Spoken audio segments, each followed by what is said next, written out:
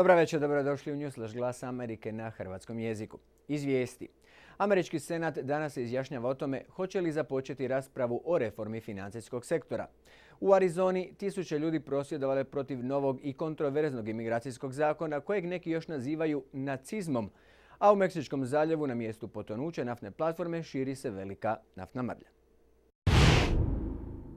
Većina Amerikanaca, njih 65%, želi rigorozniju regulativu Wall Streeta. Demokrati žele provođenje reforme financijskog sektora i kažu više nema odgađanja. Demokratski senator Chris Dodd.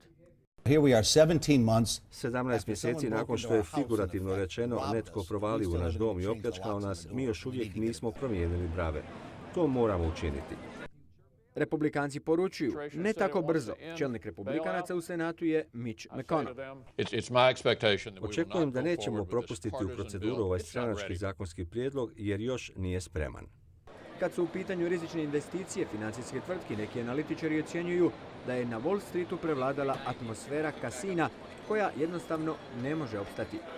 U međuvremenu na vidjelo izlaze email poruke koje pokazuju kako je tvrtka Goldman Sachs, koju je vlada tužila za financijske malverzacije, zaigrala na kartu povijesne propasti tržišta nekretnina.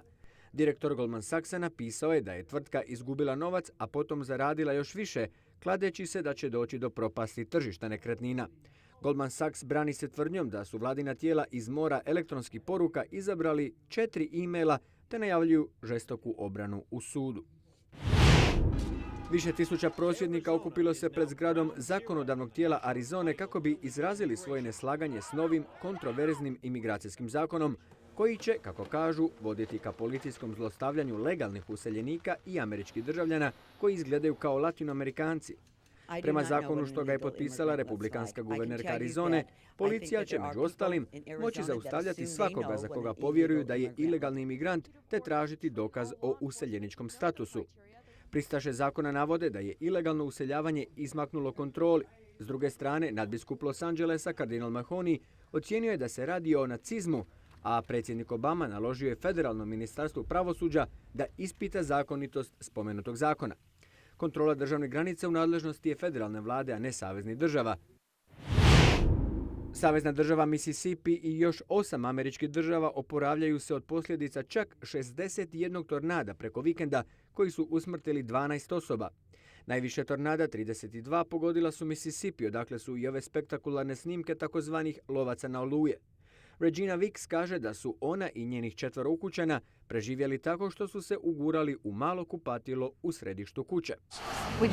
Molili smo se cijelo vrijeme, cijela kuća je razorena, a upravo je mjesto gdje smo se sklonili jedini dio kuće gdje nam je ostao krov nad glavom. Sve drugo se srušilo. Gotovo 160.000 litara sirove nafte dnevno izljeva se u Meksički zaljev iz bušotine, iznad koje se nalazila prošlog tjedna potonula naftna platforma kompanije British Petroleum. Na sreću naftna mrlja na površini od 1370 četvornih kilometara gotovo da stoji na mjestu jer je more mirno.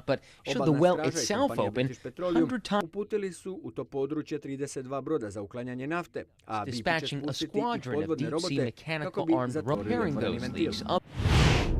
Američki ekonomisti procjenjuju daljnji rast ekonomije, a iz brojnih industrijskih sektora stižu vijesti o poboljšanoj zaradi kompanija. Evo i primjera. Ford će ovog tjedna objaviti zaradu od gotovo $1 milijardu u prvom tromjesečju ove godine, čime se priključuje General Motorsu i Chrysleru u dobrim poslovnim rezultatima. Prije godinu dana pojavila se bojazan o propasti General Motorsa i kolapsu čitave američke autoindustrije, no potrošači se sve više okreću američkim proizvođačima, poglavito Fordu, zbog poboljšane kvalitete i manje potrošnje goriva njegovih automobila. Prodaja DVD-a film Avatar prešla je sva očekivanja. Samo prvog dana prodano je 4 milijuna kopija.